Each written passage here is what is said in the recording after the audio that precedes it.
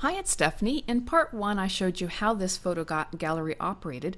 In this screener, I'm going to show you at a very high level and fairly quickly how I set it up in Storyline, and this will just be a high-level view. I'm going to create a forum discussion so that we can continue this conversation if there's any other information I can provide, plus the source files will be provided as well. So let's pop over to our Storyline. And you can see I'm in Story View, and this is the structure of the gallery. So the start scene, which is this scene right here, is it contains the home screen as well as each of the 4 galleries. And then the scenes that you see below are just the picture pools for each of the galleries. So this is the pictures for Gallery 1, for Gallery 2, 3, and 4. So if I double click on the start scene, I'm taken to this slide. It doesn't have much on the slide, just a little bit of text and an arrow, and you can see that not even these objects are on this slide, and that's because they're contained in the master slide. Because the menu is consistent in this project, it's best to put it up into a master slide so you don't have to be editing multiple versions. So if I view the slide master, you can see that here's the menu button, so it just has galleries. When the mouse hovers over this button, it will display a layer called menu. And you can see that here over on the right hand side, that's the trigger for it. So it just says show layer menu when the user hovers over this button. And if I double click to open up that trigger, it's all as you would expect. The one thing you want to make sure you do is the restore on most leave, just uncheck that. It won't work if you have that checked on. It won't display properly, and Ron Price has a screener on that to go through the steps of doing that.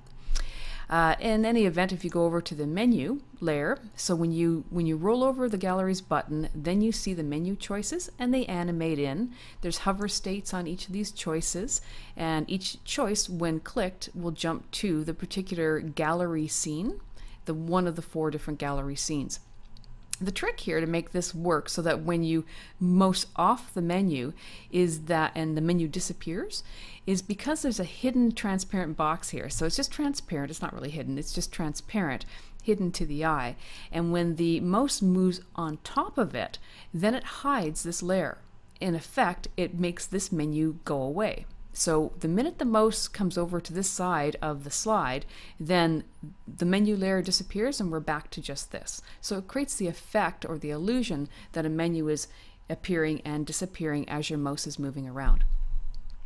The other things that I've done here, so I'm just going to take a look at gallery number 1. So you can see that each of the galleries are formatted differently, just like the demonstration, but all of them are set up as drag and drops. So they're just configured as free-form drag and drop slides. And in the case of slide number 1, if I go into edit drag and drop, you'll see that I haven't set any particulars here.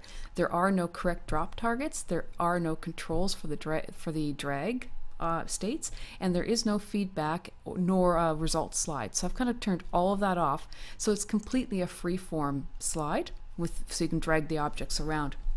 Each object has a state, so this photo here has its regular state as well as a viewed state, which is just a dimmed state.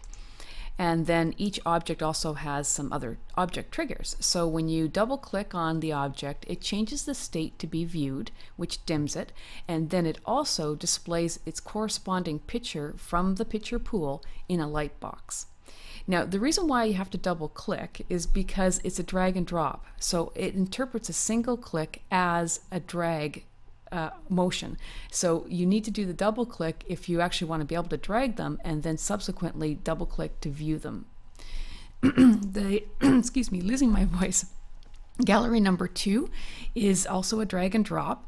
In this case, it's not a double click, so all I'm doing is I'm dragging one of these pictures onto this drop target and then displaying the light box from there.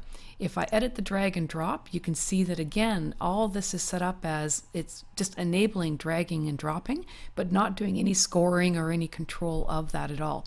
The controls are all happening just on the objects and with the triggers that I've attached to these objects.